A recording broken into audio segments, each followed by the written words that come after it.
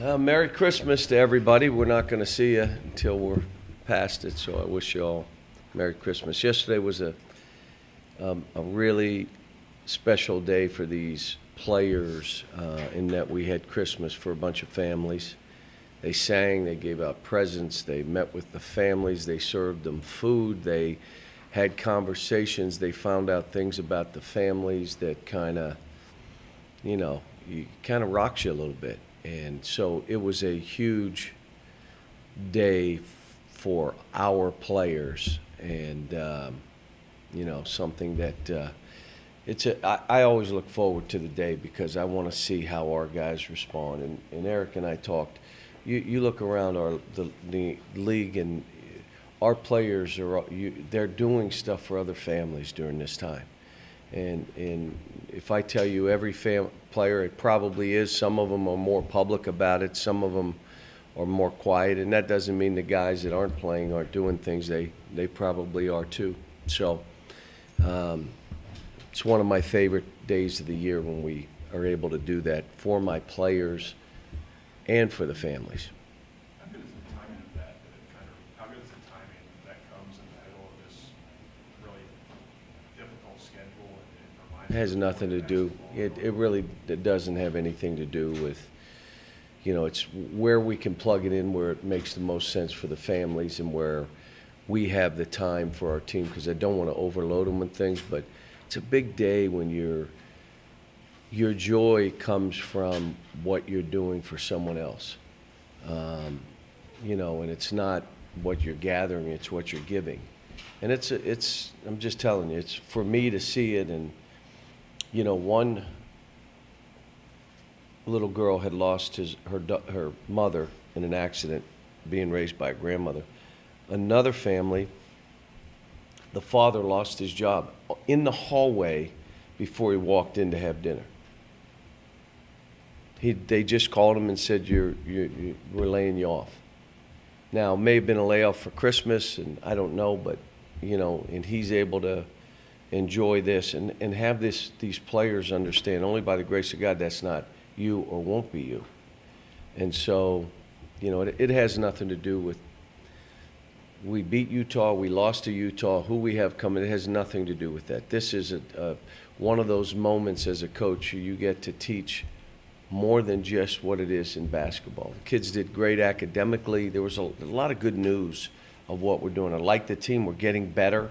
We still have some things that if we're ever to truly break through, they're going to have to start doing. And I'll talk to them about it. And yesterday's practice was good, but it's got to be more player-driven than coach-driven. And you guys know every year, similar to me saying you either win or you learn, when this team becomes empowered, that's when they'll take off. Now, I think I've probably said that every year. It's got to be team-driven, not coach-driven. We're still coach-driven right now. North Carolina is one of the best offenses in the country. How important is Ashton Higgins in this game to maybe slow down one of their guys? Well, they come at you a lot of different ways, and they're going to score points. We got to score too. The games we played against these guys, in most cases, it's been two teams going right at each other. That's how you're going to have to play. You can't. Some of the shots they take are tough shots, but they make them. You can't have that phase you. Texas was down, I believe, 17-5. You just keep playing, and they came back and won. Gonzaga had them down, and then they came back and won. I mean, they're a team that's going to score. You just try to make it difficult on them. The biggest thing is you got to rebound. Now, we've been a good rebounding team until the last game. We're going to have to rebound. But they're good. They're a good team. And your players were talking about how this game Saturday is a way to sort of, for them to reintroduce themselves to college basketball. Yeah. Put the Duke game aside. Here's a new. Well, I think there's some people in our orbit who have not got over that first game yet. They haven't. We all have. I just asked you this question. When we beat Kansas by 50 that year, did they ever get over that game? Yeah, you get over it. You keep playing. You keep going. But in our orbit, that seems to stand out. Well, let me just tell you something.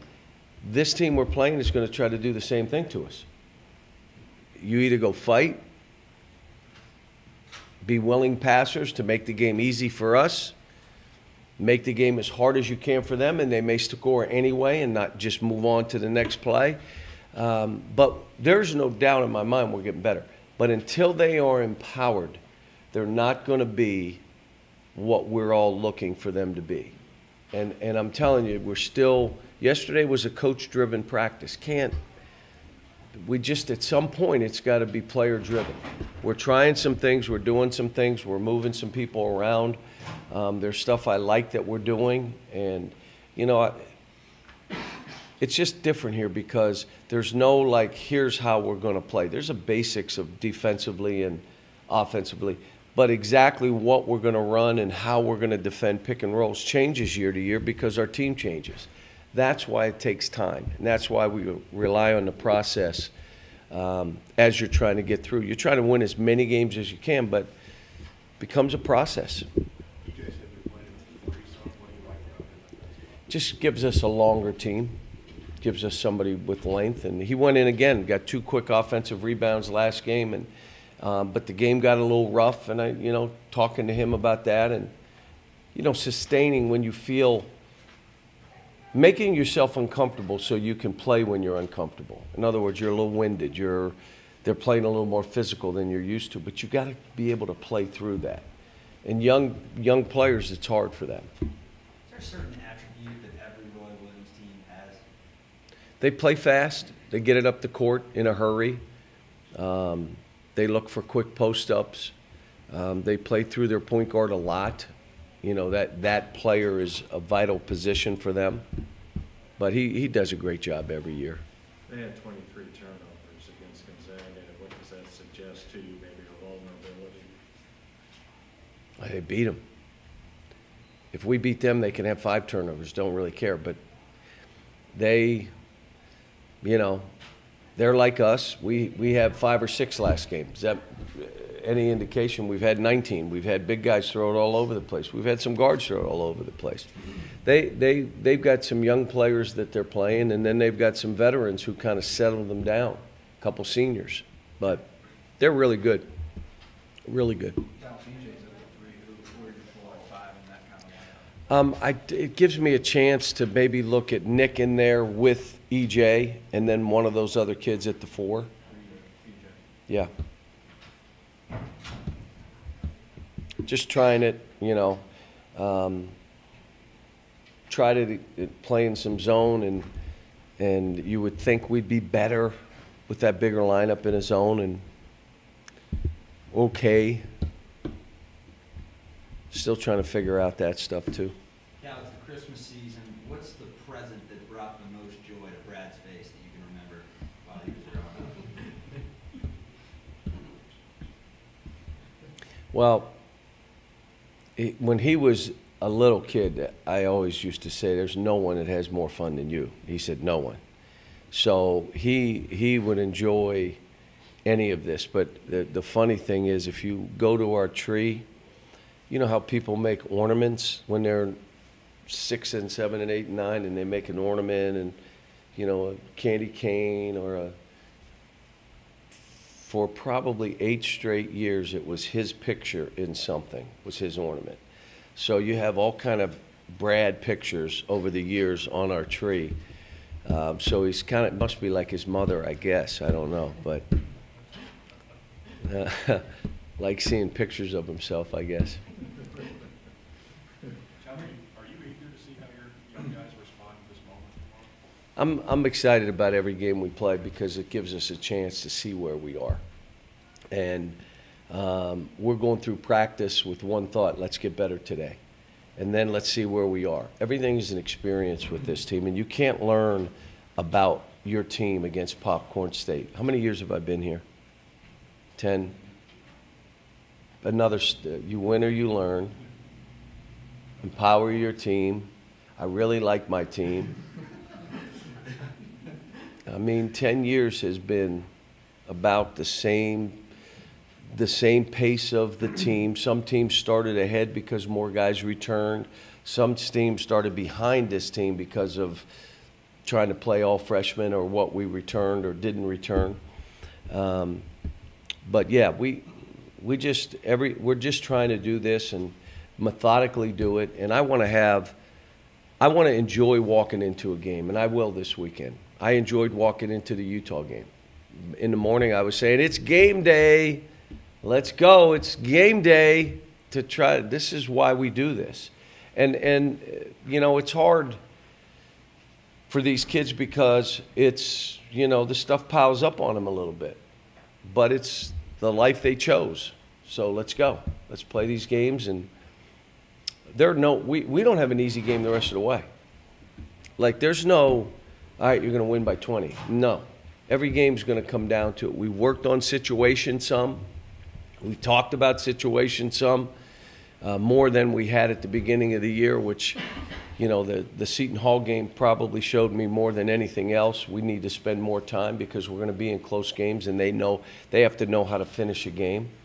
But at the end, this team has to be empowered. It's got to be a team, player-driven team, not a coach-driven team. And that's I'm trying to work on it every day to get them to take on more, to talk to each other, to huddle more, to make it that. But that happens over a period of time.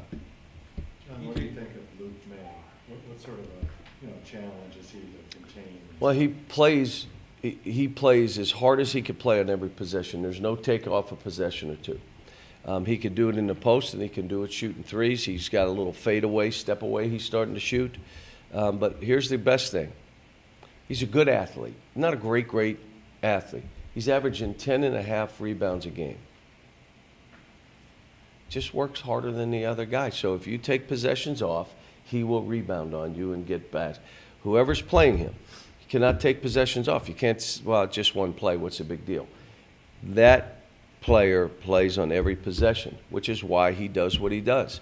He's not going to outrun you, outjump you, even though he's a better athlete than you think. He's a grinder, and makes you have to play. Last one, Curtis.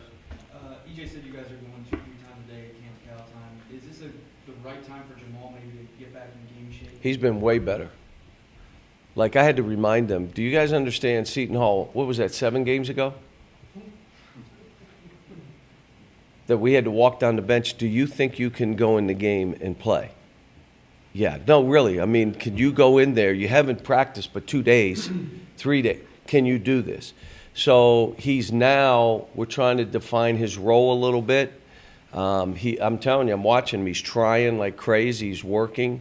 And so he's going to have opportunities now to play. But again, he's been here 2 years and he's practiced 3 weeks. Has he kidded you about forgetting at the end of last week?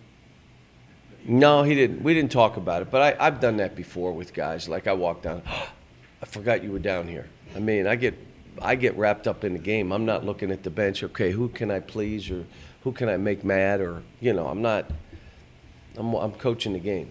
And so, but he did good, though. Intentional or not, though, that obviously sends a message to a kid, like, I need to remind him that I'm here, right? I mean, No, it's been good players. It's been bad players. It's been walk-ons. It's been my whole career where I go down and say, hey, if you want to go in, fine. If you don't go in. Because I forgot you were here. I can't forget Brad because I feel his mother's eyes across the way staring at me. Hey, John, Roy is extended through 2028. What about you? What are you going to be doing in 2028? 2028. Is that where they please? That's what they did. So he'd be how? Okay. 68 now. So. Now I'm 48. I don't know. The thing that's great about this position is it took me till the age of 50 to get the job. Not so much in a hurry to say walk away from it. But this, for me, I just want to keep doing what I'm doing for these kids. And now, when did they do that? Yesterday. All right, I'll talk to our people. It's time I talk to our people. Thanks. Merry Christmas, guys.